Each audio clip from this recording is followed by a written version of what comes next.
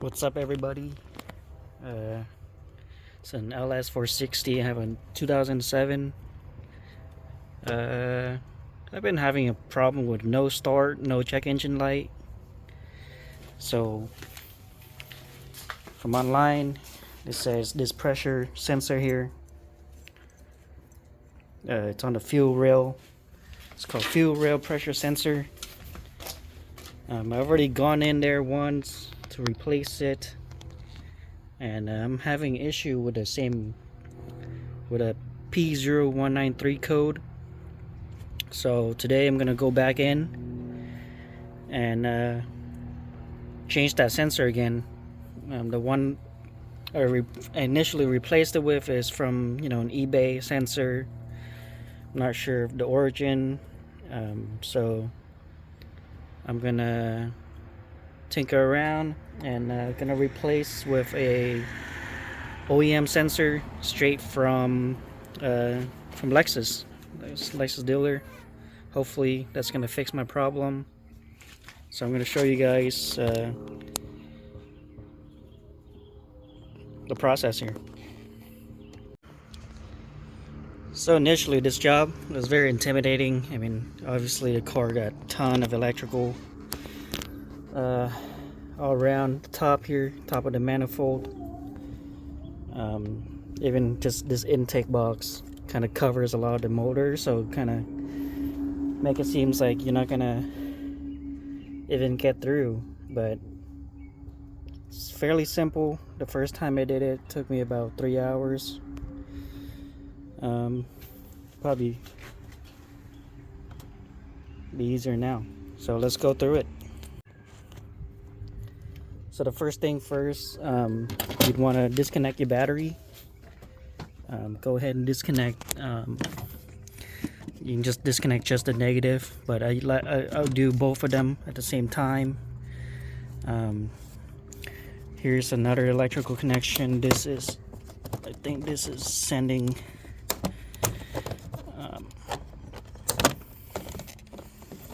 the electrical to the rest of the car here. So what you want to do is I think this is like the fusible link box, but I don't know, I'm not exactly sure, but go ahead and disconnect this wire here as well. Alright, next up, after the battery and the electrical link there, what you want to do is take off the intake. I already took off the front intake here, which is 2mm bolts here. And then next up, it's going to be taking the entire airbox out. This airbox have two vacuum hose here, two MAF sensors, and then the box kind of just clicks under the air filter on both sides. There's 10mm nuts on each side. You just yank off the box here. Alright, after taking off the airbox, you expose down here. So just be careful. There's gonna be a lot of wiring that you have to remove to pull out the manifold. So first thing on this left side here, there's gonna be about 8 plugs. Just follow this line here. So like follow this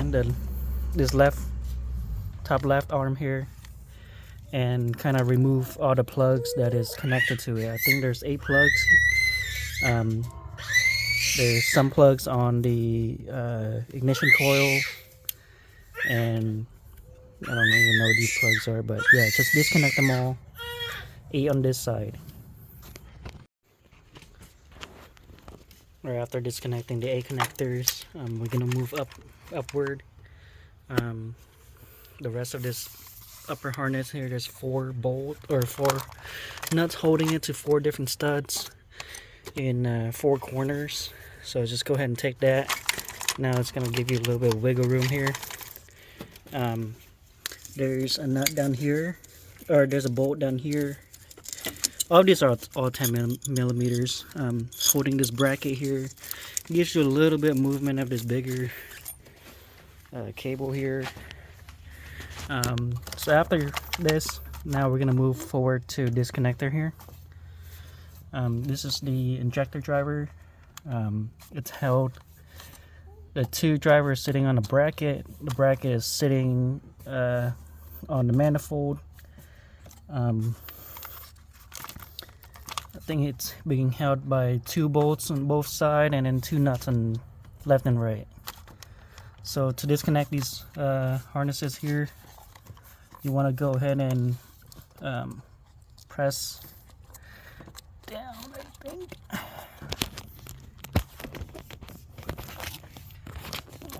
This one's broken, but press down on this tab here, center tab, so you can lift up this metal part and then it kind of just comes right out.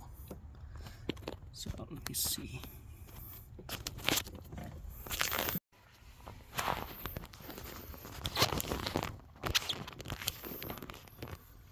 Hopefully you get to see. Let's see, zoom in a little bit. Okay. So, tab, press the tab, lift this up, and then kind of just pull it all the way out.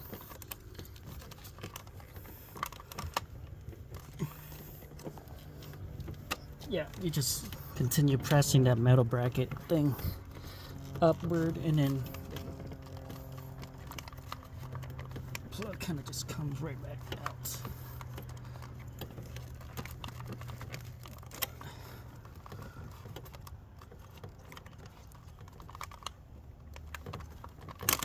There you go. A little bit tough, but you know, again, be careful. Go slow. This one's just a regular plug. Again, it's supposed to have that black thing, so there's the tab. Press it up. Press all the way forward. Continue with it. Show you a little bit closer. Tab is down here, so just press down. That way you can lift up the black thing. Alright, so I'm gonna continue removing all these plugs. 2 nuts, 2 bolt. Remove this out. Alright, after the driver comes out, we're gonna move on. Disconnecting a few hoses from the throttle body here. So there's this top hose here. There's a hose from the PVC valve into the manifold. There's a connector plug here and 2 hoses at the bottom. It's easier for this one to disconnect it right here on the coolant line, coolant pipe here. This one you can do either or. You can disconnect it from the probably I think this is probably like the thermostat housing. Just disconnect it from here. Last time I did it, I disconnected from here, but it's a little bit harder. But it doesn't matter. And then you're gonna want to disconnect these coolant hoses here. This just goes into the heater core. You need to remove this entire metal pipe here that's connected on the manifold. It's 2 bolts and then 4 hose clamps, 2 on each side, front and the back. So I'm gonna go move forward with that. Alright, after removing the coolant hoses, I'm gonna lose a little bit of coolant, but not too much. Enough to need to remember to refill it once you finish the job and bleed the system. So after the hose, I think the left side, everything is good to go. Now we're gonna move to the right side here. On the right side, there's a few connectors. I mean, I have no idea what these names are, but connector here. Up top, it's connected to manifold. There's a 12mm bolt holding this kind of like, I don't know, vacuum thingy here. Let's connect to this vacuum hose to the front. Just disconnect that so you can basically disconnecting anything that's connected to the manifold at this point. So let's go ahead with that one. All right. So this thing here is referring to just 12 millimeter. So now I think we also removed these two hoses. So now everything, I think we're ready to unbolt the manifold. There's 8 bolts. It's 4 bolts on each side with a nut in the front. The same for both sides, so 4 and 1, 4 and 1. So I'm gonna get to that. Alright guys, remove the 8 bolts and 2 nuts. There's one all the way back here. Just be careful. You know, you don't take it out and it drops behind the engine bay here. That would be terrible. So just take it out and then just use like a magnetic tool and just kind of like undo the last couple of threads and take it out from there. But just be careful from there. Knowing my clumsiness, saying that I'll probably do that next time. But now everything is mobile. So now the trick is to remove this manifold. Alright, so now the manifold is mobile here. I believe everything's been disconnected. All the hoses, all the connection that is attached to the manifold is all disconnected already. So how the manifold is sitting on the block on the intake here is just 2 studs in the front, and then the rest are just a flat, flat connection, like just sitting flat. So what you want to do, kind of just the way I did it last time, I was prying this pry up and then push it back and then turn it to like this so it can come out this way. So this harness here, it can come towards you, towards the front of the car, and then there'll be just barely enough room to take the manifold out. But you just gotta work at it, take it slow. You know, if you're hitting something, just try to move around it slowly. Another trick is, last time it was a little bit tough to lift above this stud here, so I kind of just used a pry bar to kind of just pry it up. So yeah.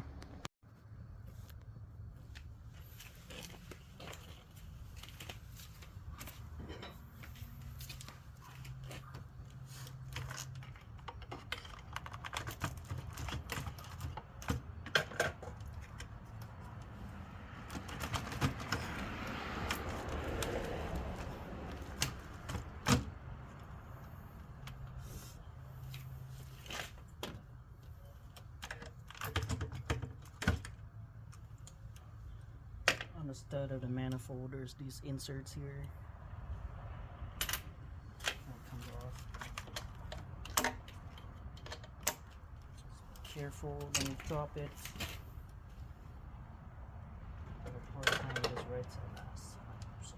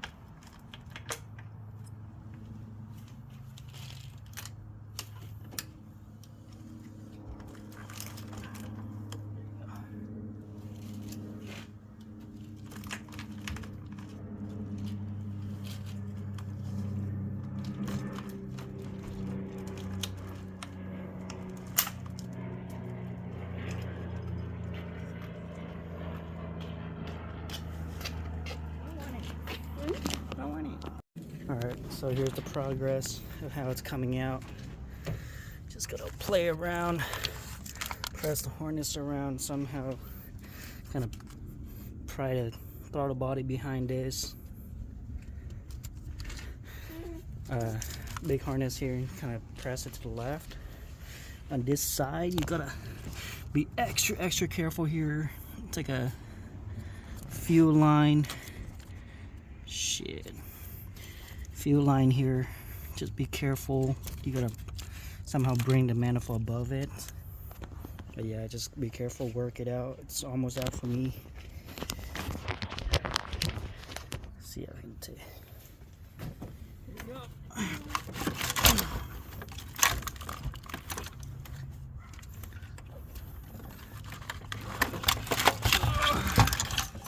Yep.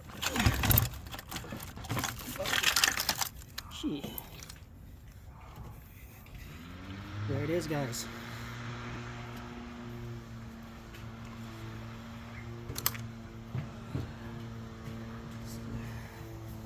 It's a pain in the ass, but we got it out. Alright guys, so for me in particular, I'll be working with the sensor right here. It's the fuel rail pressure sensor. The first time I came in, I also did the PVC crankcase ventilator here. Here's your PVC valve. It's connected to the hose, this small hose here into the manifold. But yeah, hope this helps a lot of you guys. You know, going down here for the valley plate seal, PVC, the same stupid sensor.